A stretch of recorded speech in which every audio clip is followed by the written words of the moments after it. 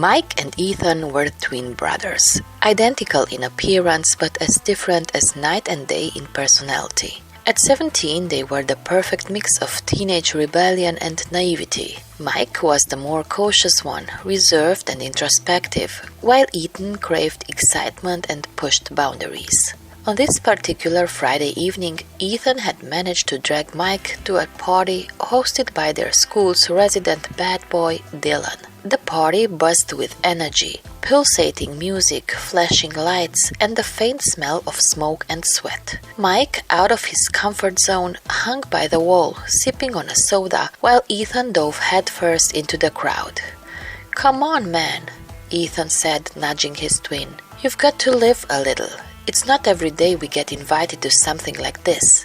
"I don't think this is my scene," Mike replied, scanning the room nervously.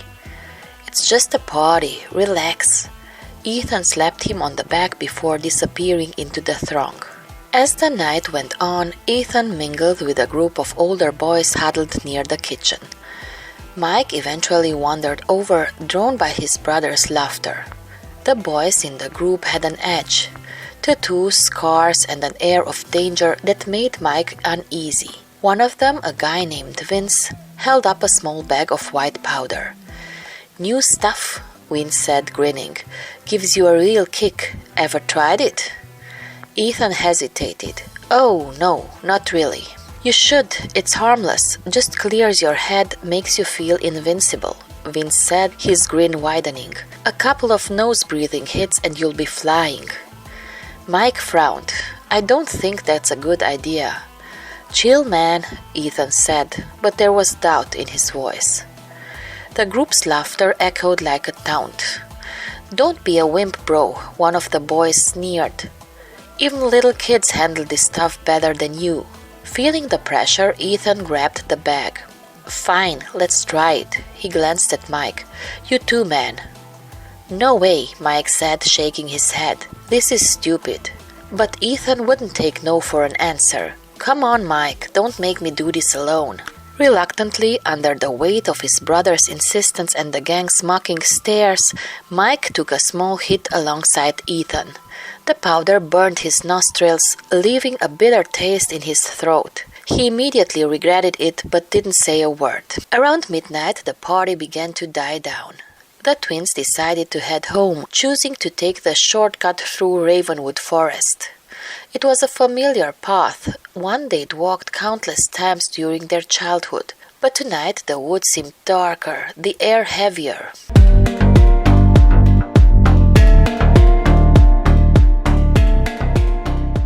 Mike began to feel strange. His heart raced, his vision blurred, and his skin tingled. He turned to Ethan, who was stumbling beside him, laughing to himself. "Do you feel weird?" Mike asked, his voice shaky. Ethan nodded but didn't reply. His eyes were wide, unfocused, as if he were staring at something that wasn't there.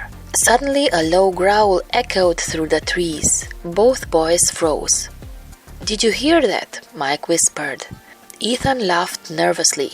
"It's just your imagination." But the growl came again, louder this time, followed by the snap of branches. A shadow darted between the trees, too fast to be a person. "What was that?" Ethan asked, his voice trembling. Before Mike could respond, a monstrous figure leaped out of the darkness.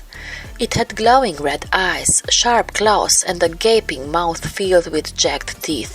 The creature lunged at Ethan, slashing at his arm. "Run!" Mike screamed, grabbing his brother's hand. They sprinted through the forest, the creature close behind. Its growls turned into guttural laughs, a sound that chilled them to the bone. As they ran, the trees seemed to twist and morph, their branches reaching out like claws. The ground beneath their feet shifted, becoming soft and spongy, as if they were running on flesh. Mike stumbled, falling face first into a patch of mud. When he looked up, the creature was gone, but something else had taken its place. A group of figures emerged from the shadows. Their skin was rotting, their eyes hollow, zombies. They shuffled toward the twins, groaning hungrily. "We're going to die," Ethan whispered, clutching his injured arm. "No, we're not," Mike said, pulling him to his feet. They ran again, dodging the grasping hands of the undead. But the horrors didn't end. The forest seemed alive, filled with whispers and laughter that mocked their every step. Then came the witch.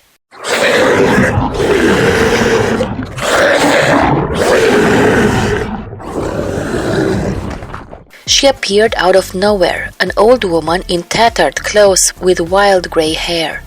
Her eyes gleamed with malice as she raised a long curved knife. "You'll pay for trespassing," she hissed, lunging at them. The twins screamed as the blade sliced through the air. It nicked Mike's shoulder, drawing blood, but before the witch could strike again, a blinding light filled the forest.